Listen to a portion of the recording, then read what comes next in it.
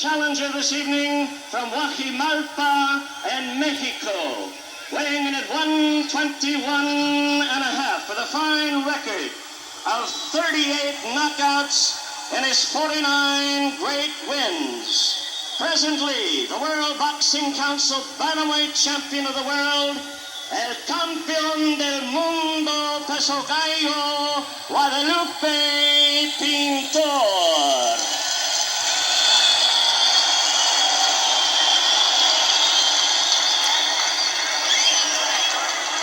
Now, ladies and gentlemen, presenting to you on my left the challengers.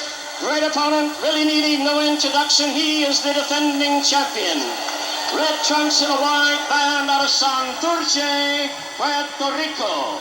Same weight, 121.5 pounds. 37 knockouts in his 37 great wins. The present World Boxing Council Super Bantamweight Champion, known as Wilfredo Bazooka Gomez. Referee Arthur McConkey now to give instructions. And ladies and gentlemen, the World Boxing. Both know the rules. You've been instructed. I will enforce the rules. You must obey them. Shake hands now. Return to your corners to await the starting bell. Good luck. But once he gets inside, he's very effective. Good right hand, and as Gomez is keeping him off of it. For the first round, Gomez did not throw any counts. Another pretty good right hand to the top of the head thrown by Wilfredo Gomez. And another. That overhand right has been very effective in both rounds. Gomez charging Pintor and catching with a right and a pretty good left hook and back of that. So Gomez picking up where he left off here. A right hand once more. Pintor trapped on the rope, trying to work his way out of trouble. Pretty good counter punch by Pintor off the ropes, but he's still back to the ropes. Takes another right hand and another from Gomez. Gomez measuring his man now. Pintor does not appear to be hurt. Takes another right and a good left hand by Gomez. And still has his back to the ropes. What's going on, family? I'm Scrapbookboxing, Museum of the Forgotten Fisticuffs series. 100 years of World Championship fights. Takes another good right hand and a left 100 years of World Championship fights. Wilfredo Gomez, who is to your left, and Lupe Pintor, who is to your right. Gomez is the WBC Super Featherweight Champion. Gomez was the WBC Super Bantamweight Champion. And Lupe Pintor was the WBC Bantamweight Champion of the world. These two men would mix it up. And you're going to see Pintor just pick the pace up. Gomez took an uppercut pretty well, and there's also a mark on his cheek now. It does not appear to be bleeding, but it is swollen and definitely black and blue.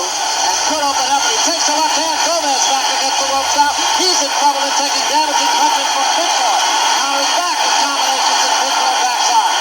Pintor got the better of that exchange.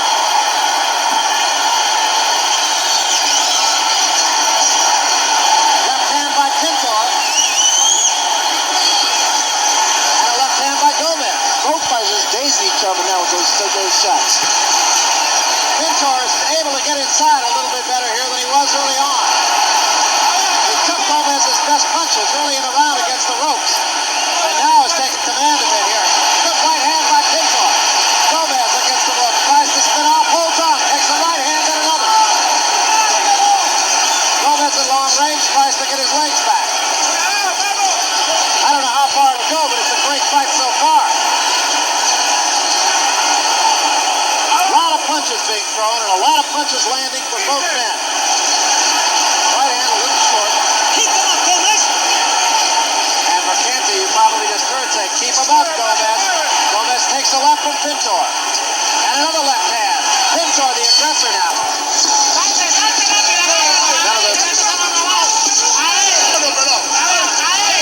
Right hand by Gomez. But Pintor did not take a backward step. Scores with the right hand of his own. And a combination right back by Gomez and another. A left hand, that was the best of the rally. But those are big shots by Gomez. The Pintor was really taken. Another right hand. Still Pintor. That right hand a little bit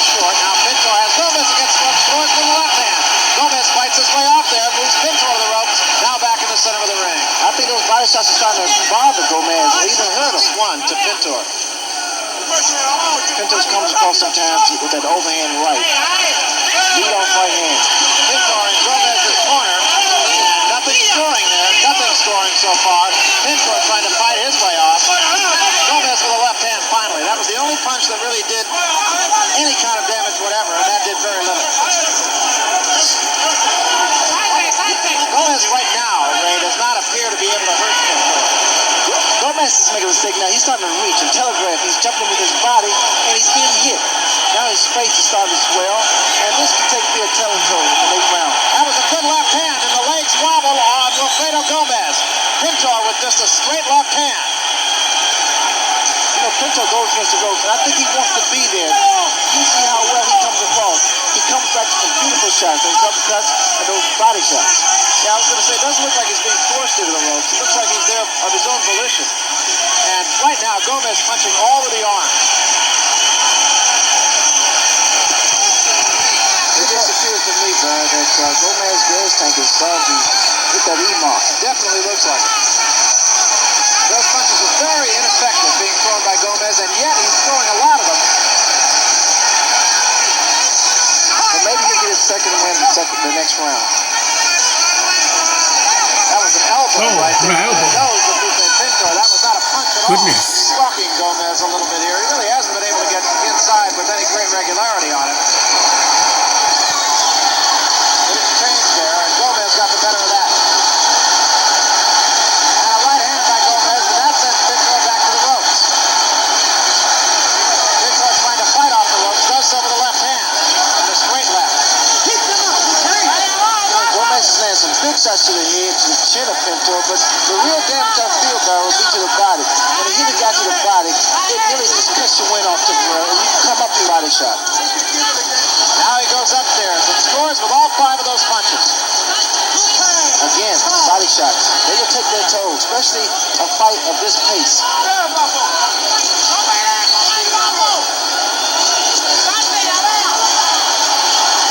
Pintor staying inside and paying the price for it. Gomez with a combination drives Pintor to the breather, and Gomez capitalizes on it. Pintor back against the ropes now. That has been an effective tactic for him in this fight. Watch for the little shots, the uppercuts. Gomez getting the better of this one. Those wide shots are not doing that much damage. The small shots inside, those uppercuts there by Pintor are really the most effective punches. Pintor taking a lot of punches from Gomez, but does not appear to be hurt. Nonetheless, those all add up on the scorecard. Well, the accumulation value of punches will take its toll. Gomez giving it his best shot now, and Pintor taking everything he has. Pintor just bobbing and weaving on the ropes here, taking everything that Gomez is throwing. A right hand, another right hand, and a combination. Pintor's legs has been very much under it. A right hand drives him back into the rope. Pintor tries to fight off the ropes. Pintor's rival with a lot of those shots. A lot of times he's rolling with the same punch. And so the punch is not landing as devastating as it looks. But Gomez has been a burden ground for Gomez. Pintor is taking everything that Gomez threw. A lot of the punches scored. None of them hurt him. Nearing the end of the 9th round. End of the 9th. Gomez keeps him off of him, though, with that jab. Pintor now inside. That's where he wants to be, and that's where it's most effective. Gomez says, come on. You can't get a fighter like Pintor with momentum. Gomez is throwing far more punches. Good uppercut by Pintor. That was the best of that exchange, and Gomez comes right back.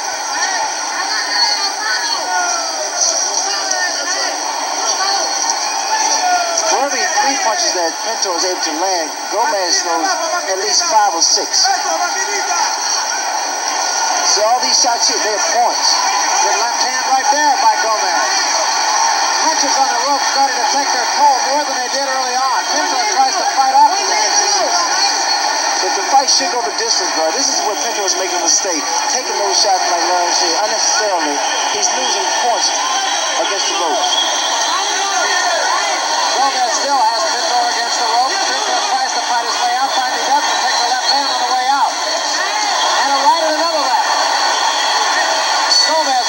center at the bell. Pintor now with his back in Gomez's corner. This is what champions are made of, man. These guys are going at it. They're really tired, but yet determination, the will to win. Gomez takes a couple of shots at just elbows. Pintor back into the corner again. Pintor is taking Gomez's best. No question about it. Gomez mouthpiece is knocked out. And now it's Pintor fighting back, and here's Gomez. It is from Pintor as well. Gomez marking him a little bit, but he takes a right hand when he does. Gomez right back on Pintor now. This is just real. This is truly will to win now. These guys are really going at it. There's so much determination and pride they hold in their championship. Pintor seems to have lost a little of the steam from his punches out there. Takes the left from Gomez. Comes back with a combination of his own. Takes another left and another. At this point now, Barry, this fight is just a matter of who wants it the most. Coming down to the end of the 12th round. Gomez and Pintor scoring knockouts. Every fight of his 37 victories has been a knockout. And of course, the one loss he had was also a knockout at the hands of Salvador Sanchez. And down beautiful knockdown. Pintor's got to make a decision. Just like that, Pintor went down. Is he a champion or was he not? He made his decision. He's still a champion. Oh, beautiful right hand. Oh, he's knocked out. Great job. Wilfredo Gomez remains champion.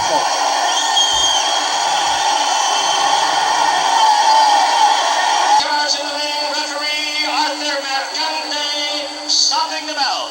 The winner by knockout, still the super bantamweight champion of the world from Puerto Rico, Wilfredo Bazooka Gomez.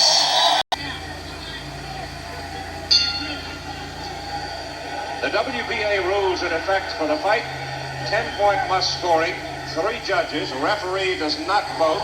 10-ounce gloves.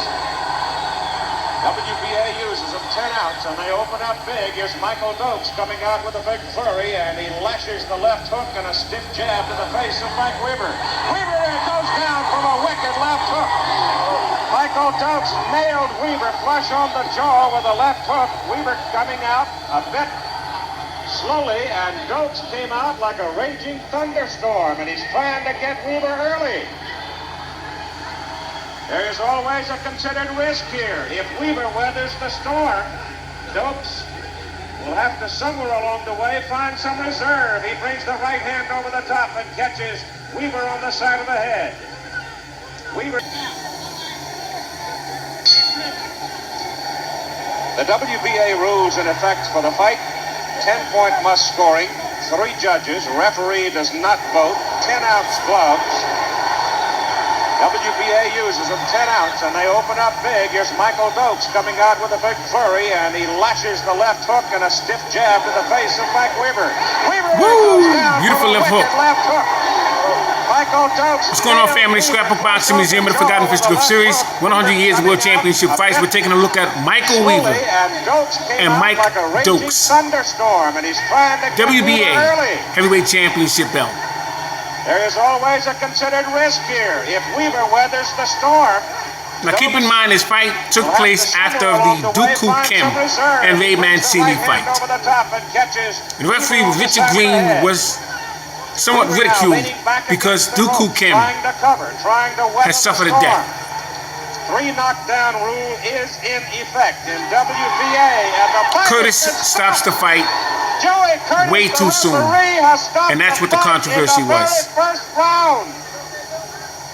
Weaver leaning back on the rope. Terrible stoppage.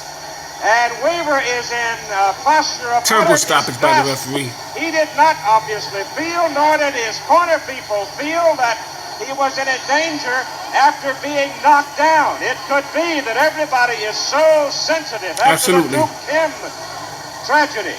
The fight was stopped suddenly by Joey Curtis. 1:03 of the first round. Mike Weaver standing in utter disbelief. He was hit by 2 left hooks. The second one took him down as Dokes came out storming. And now the champion, Weaver, is beginning to show some rage of his own. He came out slowly in the first round, and Michael Dokes went storming after him, knocked him down. He took the 8 count, seemed in control of his faculties on the ropes. And now we have a melee in the ring with Weaver and Dokes in the middle of it, and it is Weaver who is enraged at the sudden stoppage of the fight. 103 of the first round. The replay now, 17 seconds into the first round. You have the champion in the red trunks and Dokes the challenger in the white trunks. The right hand missed, the left hook. That hurt. Beautiful left hook thrown by Mike Dokes. He immediately started to cover. The second left hook knocked him down. Now watch how Weaver gets up as Dokes retreats to the neutral corner. He walks into his corner. He turns around. Joey Curtis, the referee, counting, looks at him. Weaver nods his head, says he's all right, and comes back out. Now Dokes comes to the attack. Most of that is being blocked by the arms of Weaver. There's the body, right at the belt line. Weaver retaliating with the left that missed. Dokes comes back with the left to the head. Now he pounds away. But how effective of those blows going in against his head? Some of them picked off by the arms. If this is the case, Muhammad Ali would have been stopped by George Foreman in 1974. With a hard right hand over the top. That one caught him on the side of the head, just back of Mike the ear. Weaver is not hurt at all. Another He's just trying to by Dokes. bear his gatherings. Weaver is looking But Weaver does have a Dokes, responsibility to punch leaning back. against the ropes, covering, making an effort to defend himself, So over 20 seemingly unanswered aware of punches. what's going on. There is a left hook to the side of the head, and here the referee, Joey Curtis, steps in. Weaver should be allowed a standing 8 count. Doesn't look at Weaver, raises Dokes' hand in victory. And immediately after the fight, I talked with a number of people involved, including the referee, Joey Curtis. We'll have that in a moment. Of this post-fight tempest, the referee, Joey Curtis. Joey, why did you stop it? After he went down on the first knockdown, I gave him the count of 8. I looked into his eyes. He responded just a little bit, not the way I really wanted, but I figured I'd give him another chance. And the second time he was taking very, very bad punches to the head and to the body. That's when I decided I was going to have another Duke Sim on my hands. So you felt the man was in effect defenseless. Yes, he was. Yes, he was. I thought he was a very, very good fight up to the time that I kept on punching at him. And when he couldn't respond to me after that first knockdown, that's why, again, I let him continue with just a little bit longer. And then when I saw he was taking more punches, I thought I would stop it. Joey, I've got to ask, The after championship the tragedy involving the Korean fighter, were you under orders from the WBA, from the Nevada Commission, from anybody to be a little quicker about stepping in? No, they didn't give me any orders at all, except the fact is to watch the fight closely. And if I thought that the fighter wasn't responding with any punches or anything, that's when I decided that I would stop the fight. Okay, Joey, thank you. Next side of it. You appeared enraged when it was called. Michael, were you hurt? No, I was not hurt. Those come with a good left hook. And naturally dropped me down, but I got up immediately. I wasn't hurt. I really don't know why the referee stopped the fight. I really don't. I mean, I was not hurt a bit. I really don't know why they did it. He says that you did not respond as much as he would have wanted you to after the knockdown. Well, how much he wanted me to respond? He hit me with a good left hook. He knocked me down, and what else can I do? I mean, I was throwing punches. I mean, it's nothing but a sit-up.